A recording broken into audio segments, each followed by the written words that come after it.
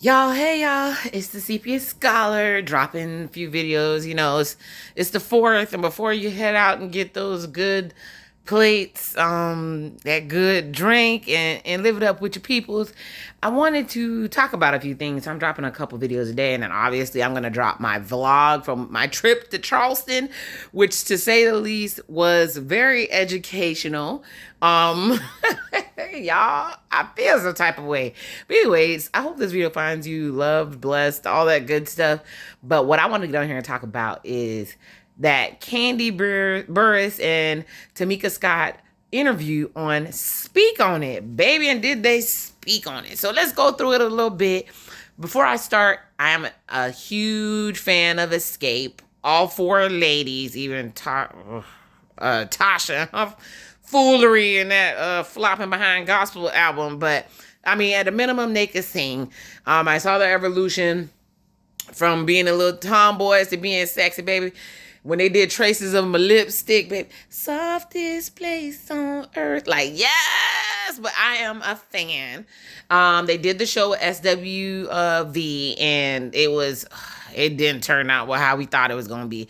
We thought it was going to be good times and happiness, and Tamika and Tasha Scott went in. SWV and freaking Escape fell out. It was comparisons that didn't make sense. If you ask me, like I said, SWV is closest to my heart, but since I'm from the South, Escape is a big deal too. And yes, their shows are different, but that's not the point. That's not why we're here. So watch the video. So I'm gonna do a quick little recap off the top of my head. One thing I appreciated, baby, Kandi looked good as hell in that yellow dress. One thing Kandi is gonna bring probably is bags and body. Legs and hips and body to the thing. She had this yellow dress on and she looked so amazing. And then Tamika, she always got body, came in with like a coordinating, I don't know if it was a romper, but it was giving Versace. It was pretty, she gonna come with a ponytail and ass. But anyway, she came in and she did the thing you're supposed to do when you come in and visit people. She brought food. She had sweet and spicy salmon, rice, cabbage, mac and cheese. Why? Because she has a cookbook. And one thing Kandi's good for is for upping her friends and help letting them promote their stuff on her platform. Because one thing Kandi gonna do is get a bag, and if you're about getting that bag too, she gonna be on it. But she came in, she brought Kandi food, and everybody know Kandi short and thick. She like to eat, so she was happy. So she started off the interview good. But they started talking about how they were friends before the group started. Her and Tamika were close, and even before they started singing. And so in the group, there was basically two cliques. There was Tamika and Kandi, and then Tiny and Tasha. And it caused a lot of problems because Tasha felt like she ran the group, but they were always trying to find ways to blame Kandi for everything. But like I said, they promoted Tamika's cookbook, which looks really good. They promoted her seasonings. They talked about her family, her daughters, how she started to get more into the business side of things, started to budget. Because basically, when the group broke up, first got together, she wasn't into the money. Sometimes she would try to go through and make sure that accountant was only paying for stuff that Escape paid for. Because with those record deals, they will mess you over, have you paying for all types of incidentals, and you'll make no money on your album, aka TLC and High Five and all these groups didn't make any money on their New Edition. Remember, they went back to the projects right after they did Kandi Girl. But anyway, so she was talking about that, and Kandi was talking about when they got back together, she was more business savvy, so they like bonded over that. And not to go through the whole story about how when Tamika used to take Tasha's side all the time because they were family, even though she was closer to Kandi. And that's usually how it goes. I mean, it's sisters, whatever, right or wrong. So when they started speaking about family, she was saying family can do things and we'll try to cover it up. We can know that Uncle Tim is a little bit too fond of the children. We'll cover it up. And she said fans would come after her and say, how can you put your sister out there? Because if you don't know, there was allegations that $30,000 was taken by Tasha and her husband, under the guise of saying, like, basically Tamika got some money that was supposed to be for her. She didn't know anything about it. It got exposed by Tiny's mom because she was doing the books, and it was a whole big drama. And they still try to make it Tamika's fault. They was gaslighting that lady, going after that lady. It was a hot mess. But this interview brought out so much more tea. It was crazy. So she was saying that, okay, when the money got brought up and she got exposed, because she said the show was never supposed to be that dramatic. She said she loves Mona Scott, but Mona Scott was more focused on the family drama than the businesses that she was putting out. Including, apparently she put out a song with Method Man. I just called Tonight. I just listened to it. It was fire. It was so good. It was a part, it was to the beat, a Nas beat. And it was fire. If you haven't seen it, go check it out. But she said she was trying to make up with her sister before the show. The sister wouldn't talk to her. When she showed up, that's when the sister started putting her on blast, saying, I don't want to talk to you because you disrespected my mama. Like, they don't have the same mama, but I guess my siblings do that too. We'll say that's my daddy, that's my mama, but we don't mean it in a harsh way. That's just how we are. But the way Tasha and the mom gang up on Tamika, and everybody has to just sit around and watch, is super crazy. But either way, how about several things happened. You know that Tasha's not a part of the group. She went to go do that gospel album that flop like Rick Ross into a pool.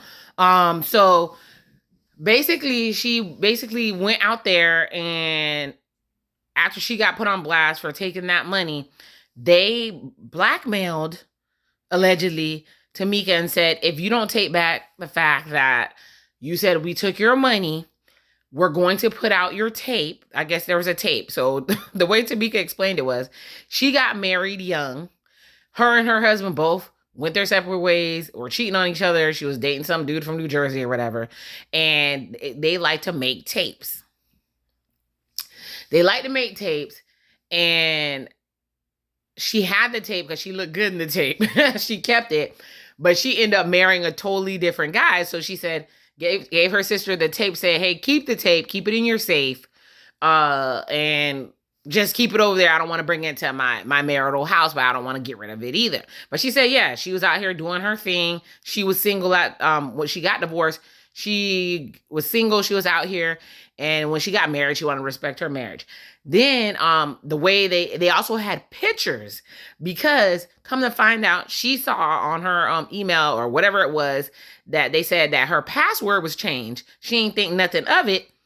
And one of her friends told her to go check it out. And they said a man called here saying they were your husband and to change the password or whatever. Why in the world?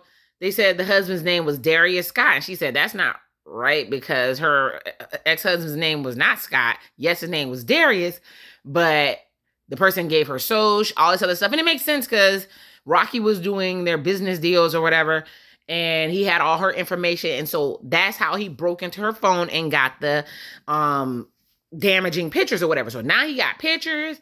Now he has video, and he was calling the blogs, and the blogs were in her DM warning her, hey, for your family's sake, you need to get out ahead of this before this gets released. Imagine your sister's just sitting back watching this whole thing. And then basically a bunch of text came out threatening the entire group of exposing things. And then Rocky went on Tasha K, just in case you didn't know. Rocky went on Tasha K and used the same exact words that were in the text that were threats. So that's how they knew for sure it was him. And then there was some craziness with the money for the shows. And Kandi gave an example saying, like, say for instance, they used to make $200,000 for a show, whatever. When she came back to the group, they noticed they were making less than before she was in the group. Coming to find out, they would get paid $175, and Rocky would take his cut of $25 off the top to make like a side deal for making all the groups show up, like he was controlling that or whatever. Kind of like the Temptation movie. Remember, if they were so all over the place and not showing up that they said if everybody didn't show up, everybody wasn't getting paid. Hey, David Ruffin. But anyways, so he was getting the cut. So there was that. Then there was the issues with the name Escape. So Tamika and Tasha own the name Escape. They were supposed to put the other girl's name on it. Tasha said, I'll put Tiny's name on it, but I won't put Kandi's name on it. Apparently, Kandi, Tiny side had tried to put, get the name together. Get the name together and have all their names put on it. And there is still in Tasha's control to get the paperwork filled out to have all their name on Escape. And that's why they're walking around as Escape 3 or whatever. It's like the same freaking story for every group. That's why there's 30 versions of the Temptations. I was just watching something about Shalimar. There's 4 versions of the Shalimar. It's drama. People just can't get along. And it's a pure mess. So at the end of the interview was so good. If you haven't seen it, you go check it out. At the end of the interview, they were like, well, will you ladies come back together? She said, I don't want to say anything. Kandi was like, we might have to cut off this whole part. But she's like, we can't come back together because I have a temporary order of protection against that man. And like, what happened? Oh, Rocky was sending threats, and then Tamika's husband as a bodyguard, and he was getting caught up in it because she's asked him to be quiet. That's her family, let stuff ride out. But this man keep threatening her. Whatever evidence she presented, she was able to get a temporary protection order against the man. And she says people are in her husband's DMs, telling him, how can you be a bodyguard? You're supposed to be a super security dude, and you can't even protect your wife. And and she was like, look what y'all did to Will Smith when he protected his wife. And I got thoughts on that. She said she doesn't want her husband to go into jail and her end up raising her last youngest daughter by herself because he trying to prove a point to you guys, which is in him to protect his wife. So she said, in order to keep all that from happening, she said she has an order of protection, so they can't even come around, so the situation won't even present itself. So I said, I'm not mad at her or whatever, but the interview was good. If you haven't seen it, it had food, it had seasonings, it had tea, it had body, it had everything, and it was one of the best episodes of Speak On It that I've seen. But Kandi, you do a thing. Go check it out. This Kandi Burruss and Tamika Scott Speak On It. Let me know what you think. Leave a comment. What do you think about this situation? Because like I said, it be your own family sometimes, Lord. Help us all. With that being said, love who loves you. May God bless you with everything that you need. And the CPS Scholar is out. Love y'all.